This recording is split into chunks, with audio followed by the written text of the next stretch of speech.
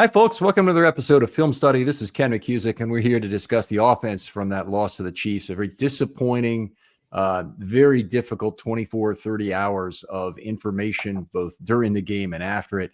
Joining me to talk about this, and honestly, a great consolation prize for this is my friend Ivan Evans. You know him as Coach Evans from Sip to Tally Films. Coach, how you doing?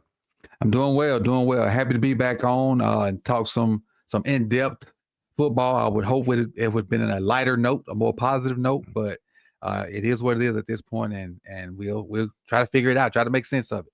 All right, there we go. A couple positive things in this game, but there wasn't a whole lot of good stuff, that's for sure. The spate of new defensive injuries, Humphrey, Smith, Wiggins, Buchanan on the offense. Both, you can't lose two more important positions in left tackle and quarterback, but Stanley again out, same ankle again, as I understand it, and really tried to make a go of it. I thought very bravely, but just wasn't up to it physically.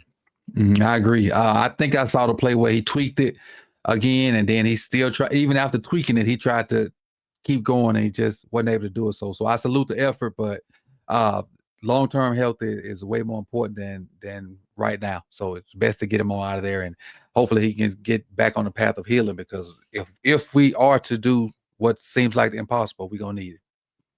Yep, absolutely. The Ravens lost a critical game, obviously, in the AFC race. They need an enormous recovery still to make the playoffs. I saw you had a YouTube video or a chat, whatever you're hosting earlier tonight, talking about is the Ravens season over or not. Where did you guys come out on that?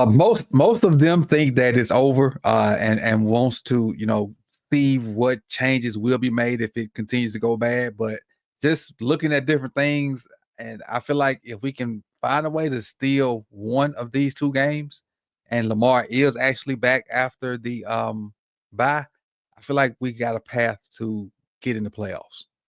Okay. And make a league noise. And if you playing your best ball in December and January and you get in, anything can happen, because correct me if I'm wrong, but that's the scenario of the last Super Bowl team. Yeah. Last month of the season was terrible. Ray was hurt. Then you sneak in still, and Joe goes on an unbelievable run, and you play your best football in December, January, and February. There you go. And it was definitely not the best of those. It was, in fact, the worst, I think, of the first five Harbaugh Flacco years was the team that won it all. And this team, I think it's still possible. The betting public seems to believe it's still likely that the Ravens will win the AFC North, which is, to me, is goes right over my head. Right. But we're maybe too close to it to really be rational about it in some way.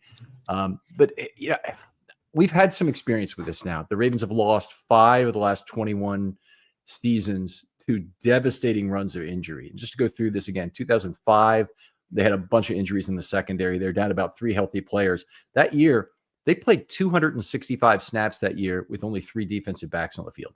They were basically using a Dallas Thomas as a safety to try and get through that year. Bart Scott also good coverage skills, and he was a guy who was helping them play with only 3 defensive backs, but just it was a different world with Rex Ryan and what he had to get through there.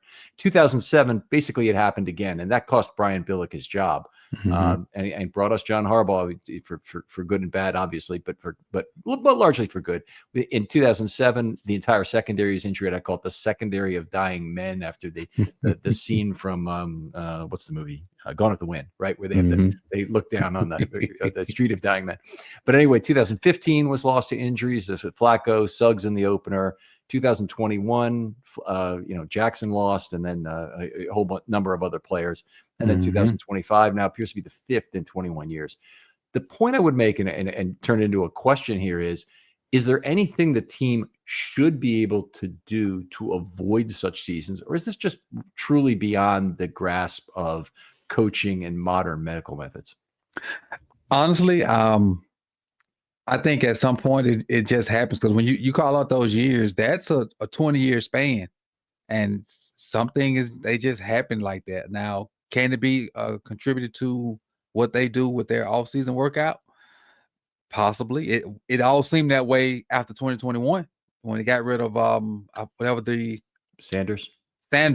So it's a touchy situation, because injuries happen. It's a violent sport. it's going to take its toll. You never know when a ankle or something going to go.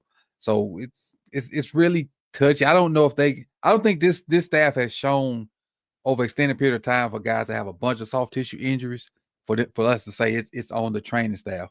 But this could be the first, perking your ears up to try to see if that's what happens. And if I'm not mistaken, John was asked a question along those lines a couple of days ago. Okay. It's something if they, obviously this is outside the cap expenditure, so we're always in favor of such expenditures that can give an advantage to the team. But if the team could find a way to even start to figure out the puzzle to getting less injuries, it'd be worth millions of dollars. Mm-hmm.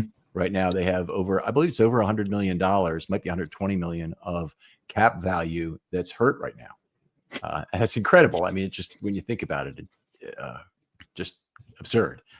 If you look at the offense, if you look at the offense and how they performed in this game, very similar, I think, to some of the other games. Inability to sustain drives. Kansas City seemed to figure them out after the first drive. They used the Lions spy technique a lot, and I really hate it when they come up with something, seems to be successful a couple of weeks in a row. Mm-hmm. Do you think this is a blueprint? Do you think the Ravens can figure out a way to unlock value to take advantage of maybe what's behind that spy? I actually did a short video on this today from my classroom. I was able to use the whiteboard, and it talked about them, really having a even front. But one of that three, that one is a very athletic guy, and they just kind of sit him over the center, and they try to get rush from the edge because we don't have the greatest offensive line, and then whoever that guy is on the inside is probably going to at least fight that double team. Then whenever Lamar takes off, it's really one window, and they're closing that one window. So they control rushing, getting pressure off the edge, getting push up the middle, giving him one exit window. And when he hits that exit window, the guy's not far enough back where Lamar can size him up and make a move on him. He's like right there. And it's working right now. For the past two games, it's working. Because I figured that the Chiefs would do some of what the Lions did. I didn't expect to see it as much. And at some point, and some plays, it looked better than the Lions, even though the Lions got more sacks. Yeah, I'd agree. Bolton and Leo Chenal, the spies in this game, is Anzalone primarily against the Lions, who's very good. But this is a tough team, and if they were to meet them and again in the playoffs, the Ravens would have to have a plan, I think, to take advantage of the space behind that spy directly. Mm-hmm. Perhaps to move Lamar up in the pocket, have the spy commit to the line of scrimmage, and then throw behind him. If there's a way they can get that to work, I'm not sure what it is exactly, but it's multiple things, because you have to have the passing lane as well as the space behind that linebacker. Yeah, I think it's balance. Balance will open that up. Don't, if you down 10 early, don't abandon the run. Stay balanced, and that'll keep your wider lanes behind your linebackers open because of the threat of play action. But when you just abandon the run, they don't even drop it when you play fake it. They whatever, and they're getting their drops. So that space is closed that you have to throw in. All you can do now is maybe throw a check down and on a 3rd and 8, and they come up and make tackles. You just got to stay balanced. So you and I have not talked about Keaton Mitchell yet. It's been a topic of fairly regular discussion on this show. But could Keaton Mitchell open up space for this offense again that they're missing right now? I feel like Keaton Mitchell needs a good O-line to be successful. Whereas Derek is getting tough yards. I mean, you hadn't talked about it, but I feel like Derek's 1,900 yards last year were more impressive than Saquon's 2,000 because of how tough those 1,900 yards were. Getting hit in the backfield a lot, getting hit at the line of scrimmage, having to fight 2 or 3 guys within a yard of the line of scrimmage and fall forward for 3 or 4 yards. Now, yeah, you got some burst plays in there, but I go back and look at Saquon tape. Saquon getting multiple explosive plays without even getting touched until he 3 or 4 yards. He don't even make a cut till he 5 or 6 yards down the field. So what Derek had to do to get those 1,900 are way more significant. And I feel like Keaton needs good guard play to be successful. The long runs he had when he played, and as much as I hate to say it, John Simpson had good blocks on him. Both of them were inside zone moves. And I don't see Voorhees or Falele doing enough to spring Keaton. Maybe on something outside, but I think Keaton's a more of a downhill fast guy instead of a guy that can fake you out and get up the field. Keaton got to have a hole, hit it, and then he can outrun everybody. I don't think he can do the herky jerky then explode like that. Okay. All right. I've been of the opinion that Keaton Mitchell in a pony backfield, and doesn't even mean he has to line up in the backfield. He can be the flanker. He can be, a guy you're motioning across the backfield, where I think he forces people to pay attention to him. If you could do that with Zay Flowers too, by the way, you get pretty much the same value in terms of a guy who misdirects the defense tremendously, or directs the defense, I should say.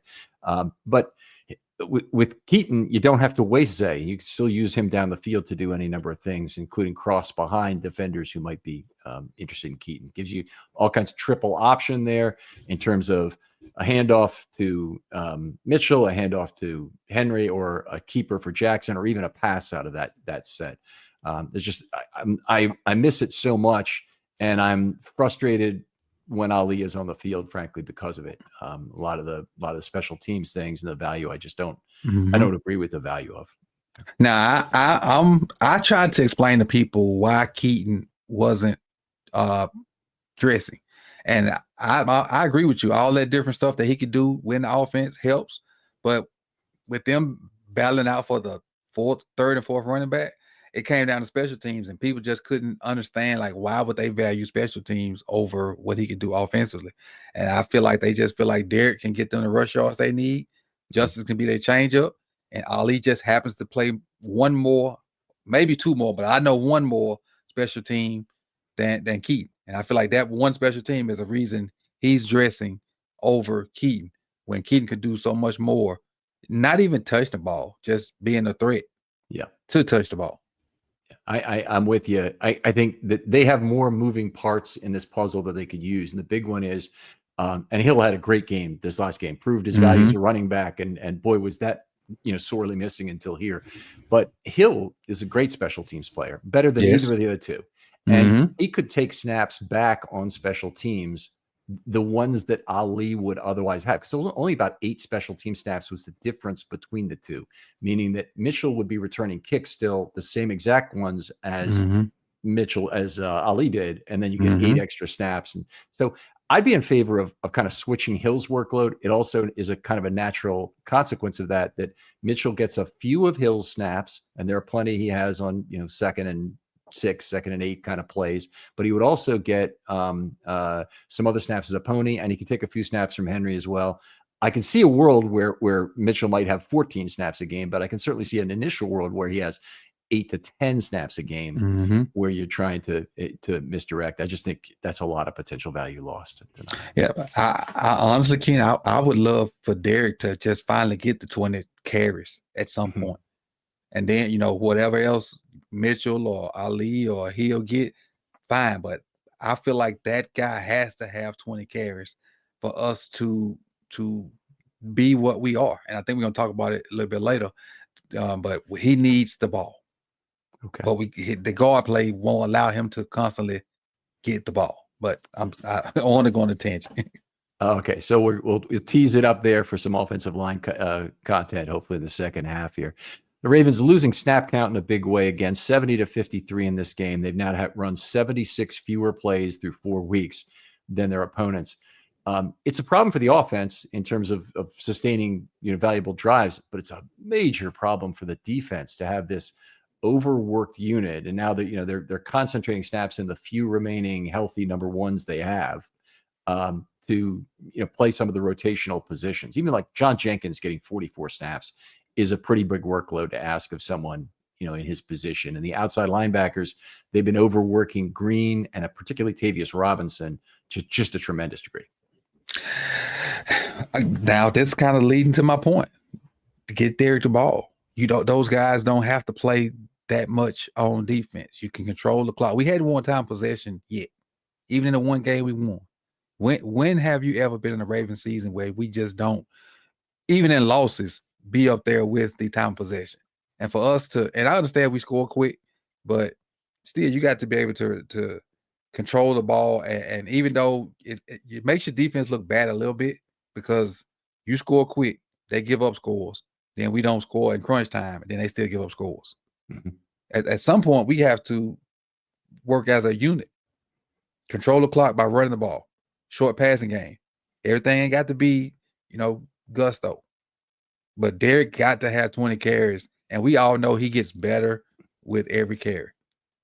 The only game he probably didn't get better with every carry was the Buffalo game last year because he ran out with 80-something yards or whatever. Mm-hmm. Or the Buffalo game this year when he fumbled on one of his last things. Not to twist the knife at all. Boy, it still hurts, I tell you.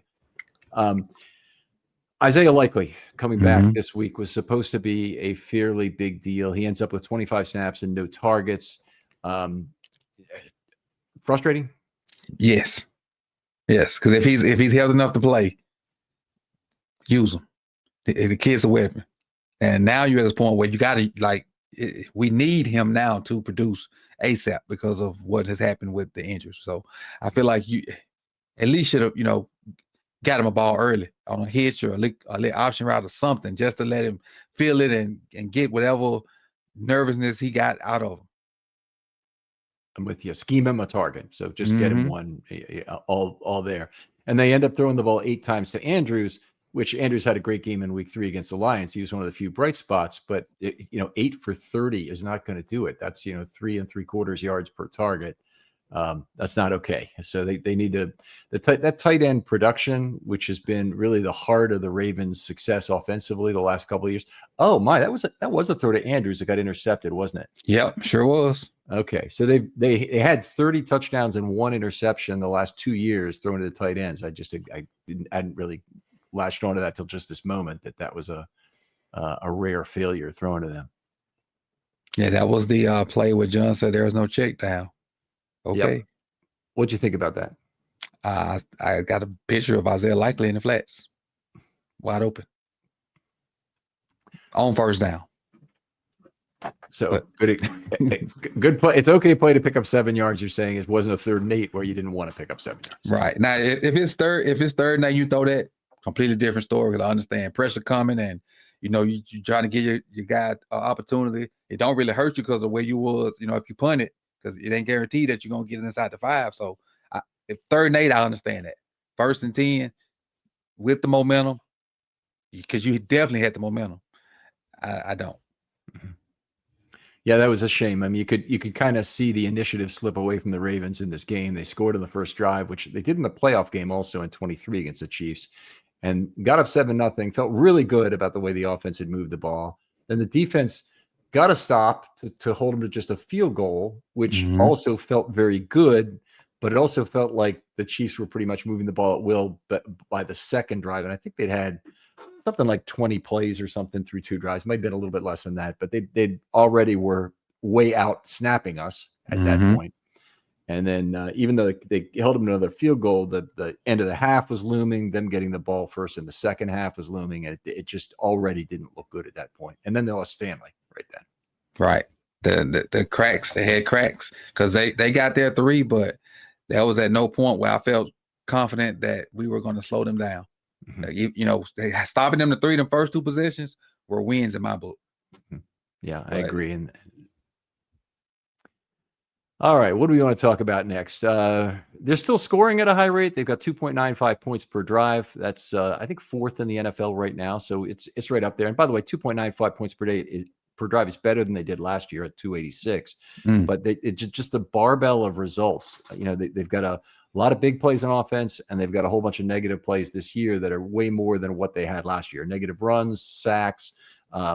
They haven't had a ton of offensive penalties yet, but you got to feel like we're in more trouble with that. They did have that bad intentional grounding flag in this game, and they had the hold on Fa'alele, which would have been called, but they had a turnover on the play, so they declined it.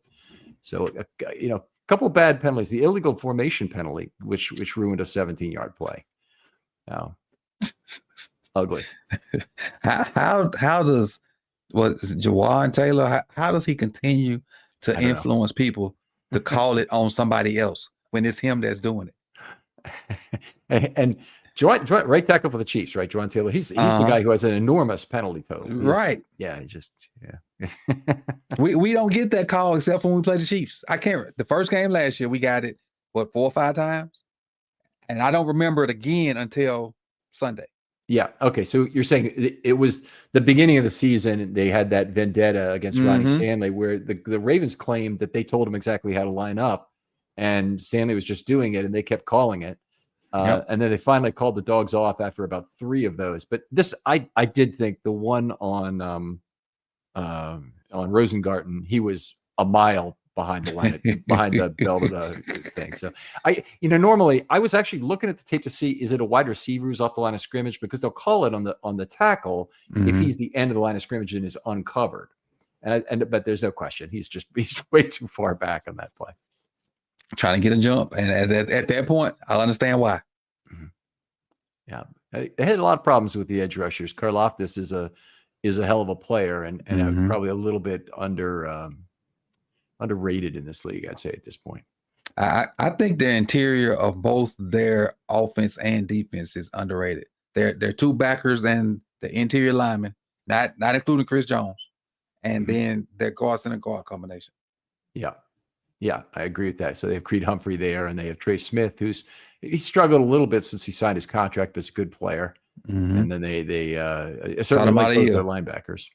They got, I don't know what switch they put on with Sotomayor, or it was just the fact that he was playing us, but he played a pretty good game from what I've seen.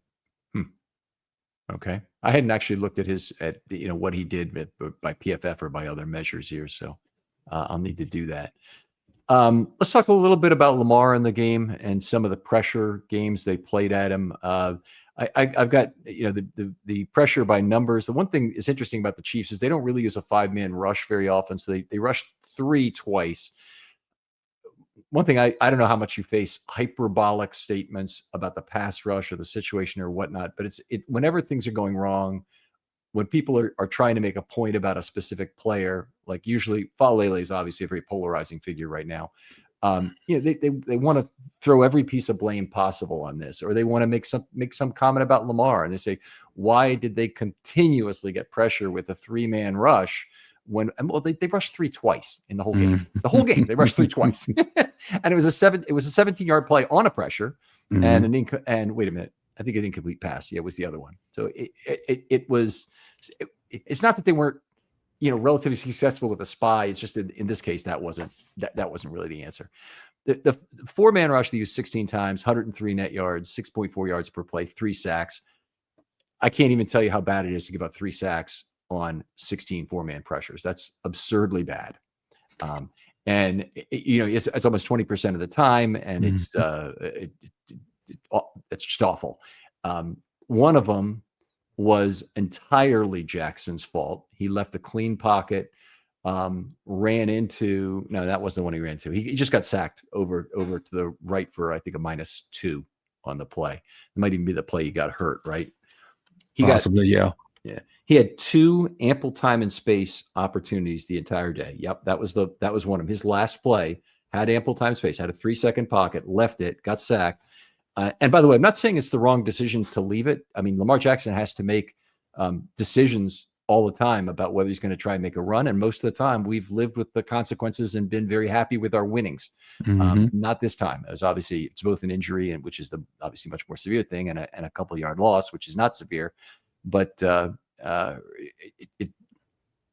get 2 ample time space opportunities in 23 times dropping back, 9%. Is just absurd. It's terrible. It wasn't all on the offensive line. A lot of it's a scheme for Spagnuolo, by the way, was just extremely good, but that was quite bad.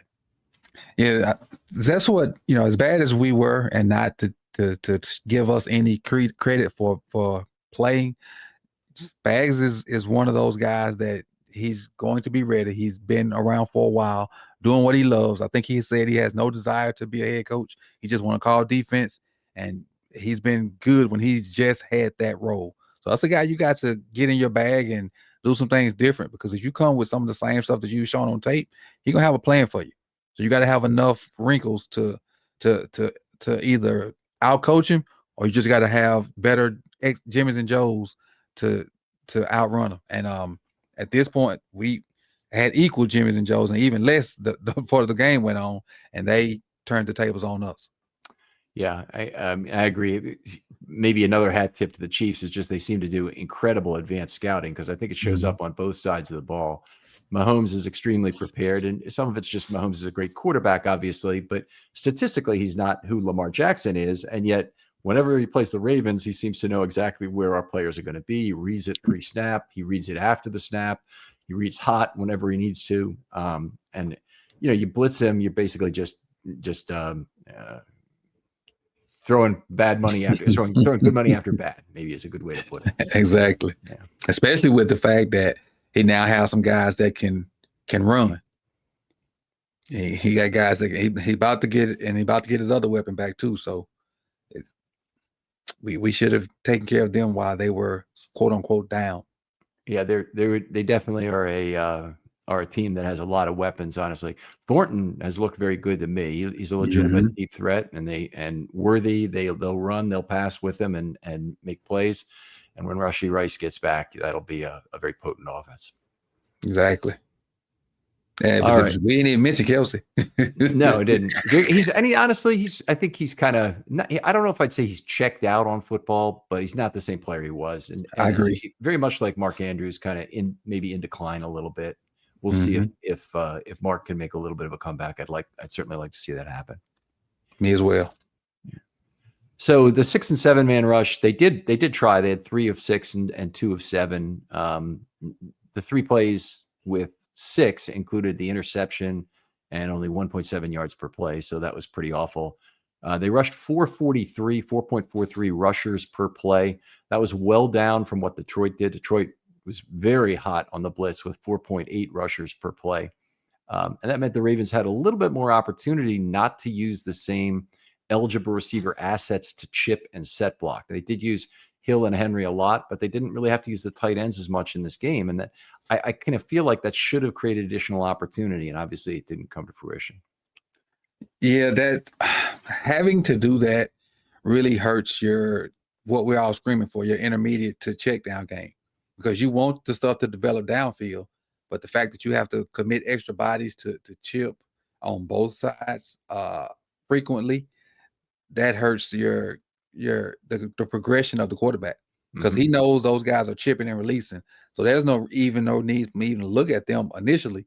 So if somebody outside of those chips win, he really ain't expecting it. And that decision is already a quick decision anyway. It's going to be a lot quicker, and you may not have a chance to even make a decision before somebody's in your lap. So you got to have, got to figure out a way to at least let it be just one of those guys, so he can have a release point just in case pressure comes. Because with using both of them, I understand protection of him is prime first, but if you're going to use both of them and they drop in 7 or 8, it's tough. It's tough. And when they do bring a higher number, 6 or 7, where are your heights?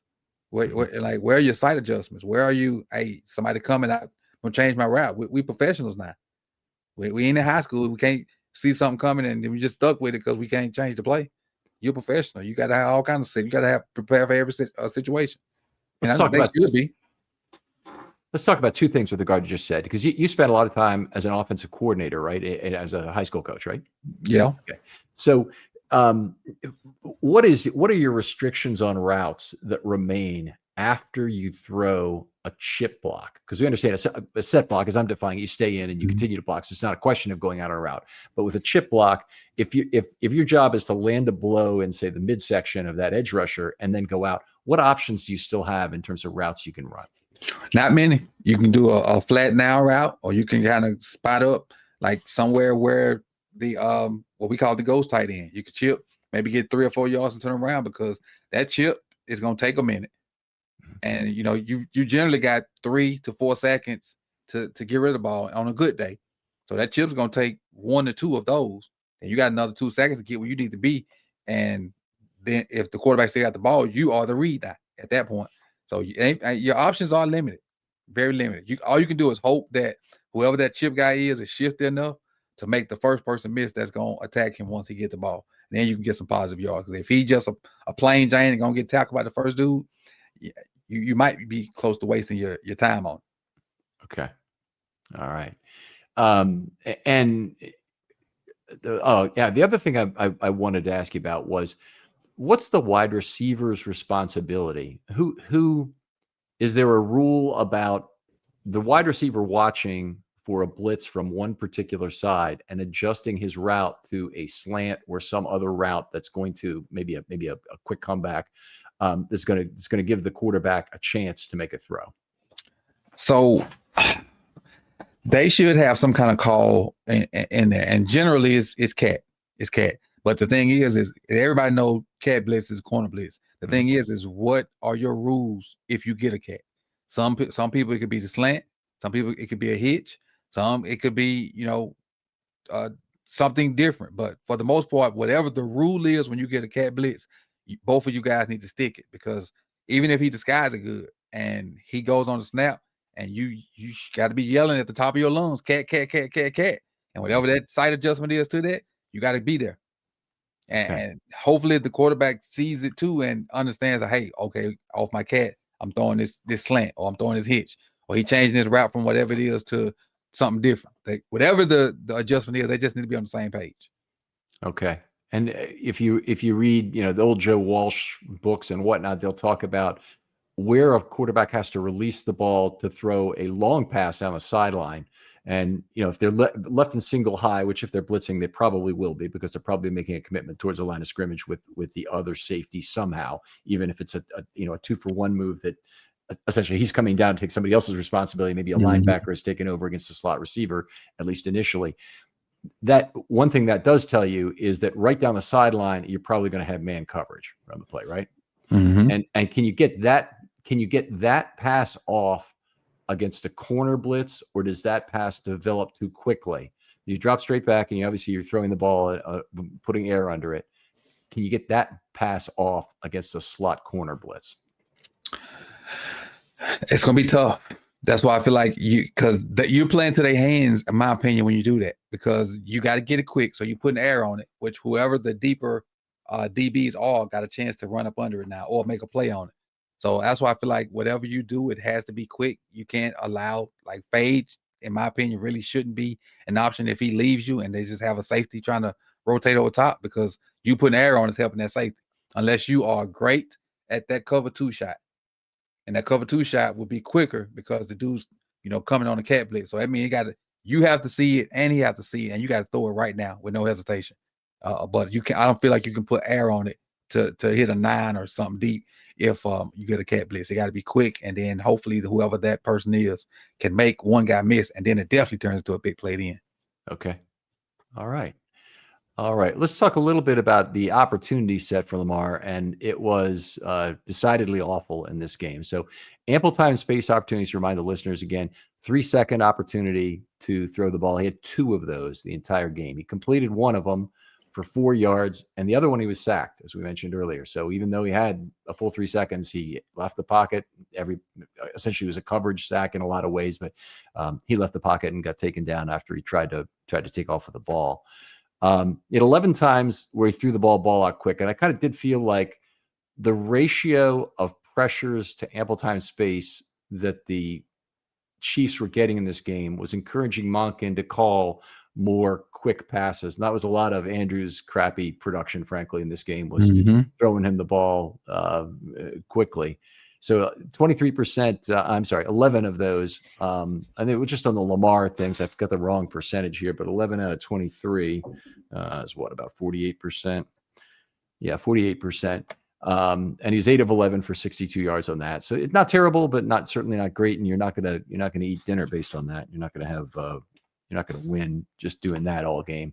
And then he had 10 times he was pressured. He wasn't terrible on those in terms of yards per play, but on those 10 plays, both turnovers occurred. So through the interception, and then also got pressured, moved up in the pocket. Linderbaum threw his shoulder into him inexplicably on the play. Getting it, ball came loose, and they picked it up before the Ravens could do anything about it. So very tough day for Lamar. What is the time frame on your ball out quick? What's the time frame? So here the two at the end define what else is ball out quick. So ample time and space, the quarterback did or would have had 3 seconds to throw. So sometimes he might throw it in 2.5, but if I can see clearly that none of these blocks are breaking down, they're good, then that's an ample time and space still. Okay. A pressure is also fairly clear. Pressure has to occur within 3 seconds, and then if he's moved off the spot, whatever, it's still a pressure, and it stays a pressure for the rest of the place. Even if he reestablishes a new pocket off to the right somewhere, play extends to 9 seconds, it's still a pressure. Gotcha. And then ball out quick is everything else. And most of those, are screens and swings and slants and little things. So the ball really is out very quickly. Occasionally he'll throw a pass where we're approaching 3 seconds. And then there's a kind of a close call as to whether the opposing rusher is in the cone or not. And I think we've talked about that before. The reason I ask, because like when you can't get the run game going, that should be a version of your run game, your ball out quick stuff, your quick stuff. Because you have, in my opinion, you have guys that can beat one-on-one, so they can't just line up and play one-on-one on you. So you need to have, some quick stuff to alleviate your run game when it's not on, because the run game is not going to be on every time, just like the passing game not going to be on every time. So you got to have counters to it, and I don't think that's enough ball out quick for my liking, especially when the run game has been balled up. If Derrick Henry got 8 carries and you only got the ball out quick 11 times, you're not putting your quarterback or your offense in general in a place to succeed. Right. I would agree. I'd look at the ratio of pressure to ample time and space and say, you can't give that up. So the ball's got to come out quicker if there's a 5-1 relationship between these awful results and the ATS. So Lamar actually outperformed his opportunity set in this game by about 24 yards. He only had 118 expected yards based on those 23 opportunities he had. So he was about a yard better than expectation, but he had 2 turnovers, and there's no excusing that. So in the end, that's what was a factor in losing this game. I think they would have lost it anyway, but it was a factor. The turnover, the interception, the first one just was a complete downer for the entire game, and then at the end was almost like a backbreaker. Yep, they gave up a drive, and then they lost Lamar. So it's just awful stuff. If you look at his intended air yards, and this is one stat where Lamar came out looking pretty good on the week. His intended air yards were only 6.0. That's very, very low. So think of it as a dot, except the intended air yards are calculated by Next Gen, and they do it based on the sensors they have. And so I think they're more accurate than a dot you'll get from PFF and other places. But there were only 7 quarterbacks with lower intended air yards this week. But that said, so he was like, maybe 25th in the league, approximately. But his completed air yards were still 11th best at 5.9. It's very unusual that you have a quarterback who their completed air yards is almost as high as their intended air yards. Oftentimes, a quarterback will have 2 or 3 passes a game that are deep, and they'll have a lower completion percentage, and they'll pump up his intended air yards without really helping his completed air yards. That's interesting to because I didn't know about that stat. That's something I gotta, especially once he gets back, to take a matter of fact, not even when he gets back, to see how it relates to what Cooper Rush does. It should be a different plan, a different style of football for Cooper Rush. And it's interesting to see if these numbers are comparable when Cooper Rush plays Sunday. Yeah, I would expect. Maybe you tell me. Wouldn't you expect, if you're coaching Cooper Rush in this game, wouldn't you basically scheme up a small ball offense? Yes. With it'll be a few deep shots in there, but they definitely coming off of some kind of Derrick Henry action. But a small ball would definitely be key. Snag, stick, slants. I don't even see Cooper running like too many RPOs, and definitely not a lot of stuff with the back in the hip. I would see a lot of under center. I would expect a lot of under center from Cooper. Okay, so Cooper last year had a 7.1, and he played a fair amount with the Prescott injury, 308 attempts. So he has 7.1 yards, intended air yards, but his average completion was only, I just had it a moment ago. Yeah, 4.9 yards from the line of scrimmage. That's not going to get it done.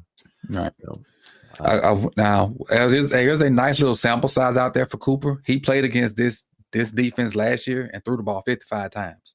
I think they lost, but we can go and see like what an offense may look like with him against this defense in it. And we kind of hypothetically use who they got versus who we got and situations. So you get a little idea of what Cooper Rush may give to you, because the preseason wasn't it, because they had him running a lot of Lamar stuff. Well, they certainly got Cooper for exactly this reason. They paid him some money for exactly this reason, to try and steal 50% of the games maybe while Lamar's out. And so if they can get it done, if Lamar's out for exactly 2 games, which would be obviously I think the best possible situation as we from the information we have now, and Cooper were to win one of those, I'm with you. I think that's as much as could be reasonably asked. Right. If he wins one of these games, I'm ecstatic. Either one. If he wins the Rams game, I'm really ecstatic. Yeah. Because, I mean, not to look ahead, but Rams is pretty darn good. Yeah. They look good, and the Texans might be an AFC competitor for a seed potentially. That would be an interesting win. I mean, I'm still not buying into the Colts. I don't know about you. Are you believing in them yet? Not yet. I Danny Dimes got a long way to get me back on his train. All right, let's talk about some of the other usage here, because there were a couple interesting things. The running back snap division this game was a little bit maybe unexpected. Henry played only 21 snaps the whole game, and Hill played 32. So this was a game where they used each of them as pass blockers at times. I thought Henry actually looked pretty good as a pass blocker. They had him out there. I think he only threw 4 set blocks, no chips. So I lost my sheet. No, here it is. Okay. So yeah, 4 sets and no chips in this game. Yeah, I think everybody thinks he's this great pass pro guy because he's big, but when he first got here, he wasn't great at it. But because he wasn't asked to do it either, because everything was outside zoning him and then play action off of him, so he wasn't really asked to pass pro. But I think every year he's gotten better at it, and the fact that he wasn't that good at it when he got here is what allowed Justice Hill to have a niche in our offense. Because if Derek was a good pass blocker when he got here, Hill wouldn't have got a lot of those opportunities that he got to be in there on passing downs and to get those screens and a pass pro and all that. But so he took advantage of opportunity. And then even going back a little further, Hill wasn't the greatest pass pro 3 years ago. That's right. He was whiffed a lot of times. So he figured it out and got his technique right, got his whatever he needed to get right, and he got better at it. And so when another opportunity came, that's how he's where he's at now, because he found a niche that he was bad at, got better at it. But the better Derrick Henry can get at it, the less you get him out there, and the more you can be unpredictable with similar personnel, because the personnel kind of give stuff away sometimes. Yeah, I certainly agree with that. I wonder if they've really gotten what they had hoped to out of Derrick Henry as a receiver so far in his time. And Hill's coming around now and has given the Ravens some real value. Last year as a receiver, honestly had a very slow start to his career there. He's a very low yards per target guy, but now much more dangerous last year. And so far this year, he'd looked terrible until this game. So I'm hoping this is a start for him. Yeah, I just everybody, you got to have 2 backs in this league now. So if Hill and Henry are guys, let them do some of the same things, because Hill can run the ball. He just ain't got to be in there for pass, and he gives you honestly a little bit more juice, like with the blocking that we have, than Henry does. Henry just gives you a lot more finishing power than Hill does. Because if Henry gets through that clean, you could probably chalk it on the board. The thing with Hill is Hill can actually probably make a guy miss in the backfield and get you 2 or 3 yards. Well, Derek is going to probably, if you get him before he going down. He ain't gonna make nobody miss in the backfield unless he just get him with a stiff arm. But more than likely, he's not gonna make anybody miss in the backfield. He got to get, his head of steam going before he can hit you really good. Okay, we had Ali in there for 1 snap, and it was a pass play. He threw a chip block on it. Obviously, not getting a lot of offensive value from Ali. And we've talked about the Mitchell thing, so we're not going to do that again, but kind of unfortunate. Henry, 11 out of 21 snaps, he was either targeted or got a carry. Hill, it was 9 out of 32. Not dissimilar from normal. I'd say getting almost 30% is actually a little high for him. But because he's the pass blocking back, there are going to be a lot of times where Hill isn't the receiver and is still the guy who needs to be in there for that purpose. Whereas Henry is pretty much a designated toucher. Right. Now, here was the big thing that I thought was a dramatic change versus the Chiefs. Really dramatic. The Ravens have been the heaviest offense in the entire league by a wide margin since the beginning of Roman's tenure as tight ends coach, or whatever that his role was before he even became offensive coordinator. And they have played massive sets with 2 and 3 tight ends, a fullback, and were at the peak in 2022 in Roman's last season, we're averaging 2.3 heavies per play.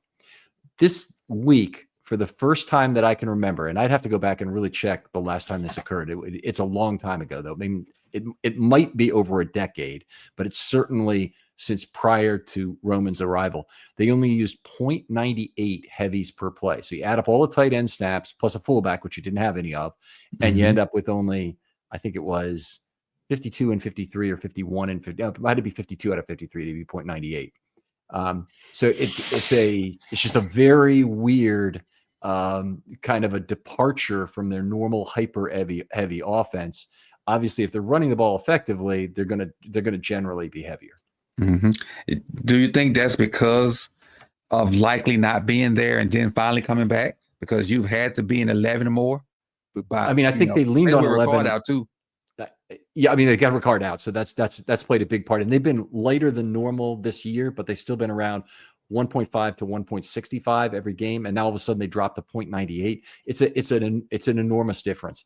And I thought that, and I was going to ask you about this, is do you think they were really using 11 to try because they thought that was the way they could beat the Chiefs, or do you think that they were forced into it as the game progressed by game script? I feel like they didn't want to put more people in the box. Okay. So they used 11 more, spread them out more. So maybe give some better running lanes for Henry or even Lamar if he needed to. But I feel like they, in my opinion, the more they put in the box, the more KC was going to put in the box. And at this point, we've been getting our butt whooped up front. So we need to kind of spread this thing out and make it, where our skill guys can show their assets. And even, with that being said, I still think we got the skill guys to go get them or go against them. That the trench play was just killing it. But I do like the plan to spread it out, to get more people out of the box, maybe give you a clearer picture of what they're trying to do defensively, because if you condense a lot of stuff, you don't know what Spags got drawn up. So if you spread it out, people lined up, they can't come from outside the number. So, I mean, they could, but it's not likely. So you can just have a better picture of what they're doing. And if I'm not mistaken, did we do a little tempo in that first drive? Let me try and remember if they went to no huddle, or they just were getting the line of scrimmage quicker. They probably just breaking the huddle quick. That's what it was. They were just breaking the huddle quick.